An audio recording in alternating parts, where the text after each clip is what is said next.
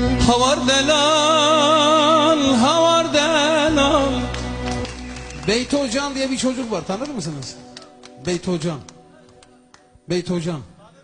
Kanal Çeşe buradan sesleniyorum, o Beyti Hocam'ı çıkarsınlar. O ne lezzetli bir sestir o ya. Hiç dinlediniz mi Beyti Hocam'ı? Bunları hep ben ondan öğrendim, parçaları. Çok lezzetli bir sesi var. Havar delal, havar delal.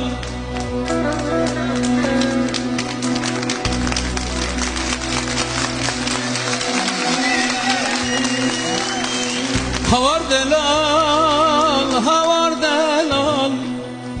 Tasası bir avaz elal. Havar delal.